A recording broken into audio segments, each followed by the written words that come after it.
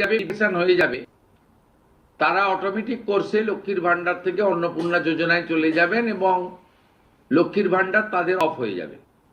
যতক্ষণ না এনরোলমেন্টের প্রক্রিয়া কমপ্লিট হচ্ছে ততক্ষণ লক্ষ্মীর ভান্ডারের যে সুবিধা তারা পাচ্ছেন সেই সুবিধা থেকে তারা বঞ্চিত হবেন না। মানবিক সরকারের এটাই প্রতিশ্রুতি। তাই একদিনে সবাইকে ফর্ম ফিল আপ করতে হবে, লাইনে দাঁড়াতে হবে,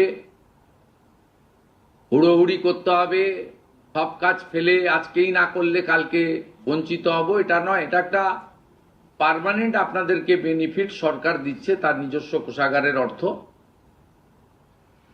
তাই আপনাদেরও সহযোগিতা এবং ধৈর্য এবং পুরো প্রক্রিয়ায় এই ব্যবস্থার সঙ্গে আপনারা করবেন। আমরা আপাতত 1 জুন থেকে, কাল থেকেই শুরু হচ্ছে, কিন্তু 1 জুন থেকে 90 দিন এই প্রক্রিয়াটা চালাবো। কিভাবে হবে? অনলাইনে হবে, অফলাইনেও হবে। বিডিওরা এবং পৌরসভা থেকে তারা করবেন। বড় পৌরসভা কর্পোরেশনের ক্ষেত্রে ওয়ার্ড ভিত্তিক, বড় ভিত্তিকও হবে। এবং আমাদের পঞ্চায়েতের সঙ্গে যুক্ত আধিকারিকরা, সুপারভাইজার বা অন্যরা বাড়ি বাড়ি গিয়েও একটা 30 দিনের ড্রাইভ দেবেন। যারা অনলাইন বা অফলাইনে ফিল আপ করতে পারবেন না তারা বাড়ি বাড়ি গিয়েও করবেন। মূলত আপনাদের একটা উদাহরণ দিই আমি।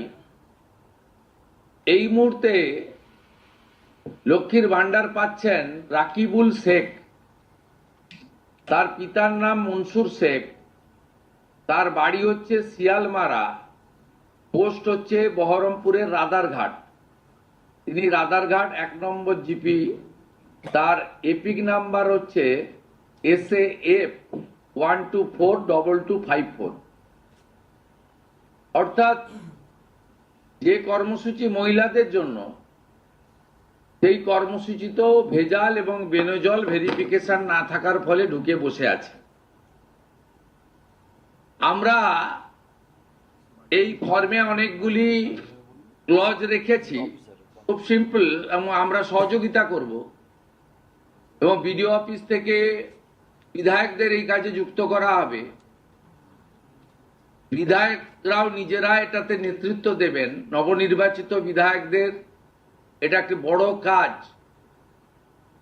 তারাও ফর্ম ফিল আপে সহযোগিতা করবেন সরকারের সাথে। আমাদের এই লঞ্চিং এর পরে বিডিওদের সঙ্গে ভার্চুয়াল কর্মসূচি রয়েছে। সেই কর্মসূচিতেও আমরা এটা বলবো। আমাদের যে জনকল্যাণ শিবির হচ্ছে 15, 16, 17, সেখানেও ফর্ম ফিল আপ করার বা সহযোগিতা করার, বা কেউ যদি কোনো একটি এই ফর্মের কোনো একটি ক্লজ বা কোনো একটি বিষয়ে তার কোনো কনফিউশন থাকে, সেটাও করতে পারবেন।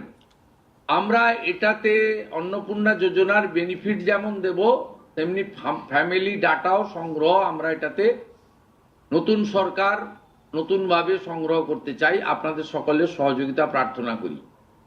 আমরা চেয়েছি রাষ্ট্রের মূল ধারার সঙ্গে যারা নাগরিকরা যুক্ত হয়েছেন তারাই বেনিফিট পাক।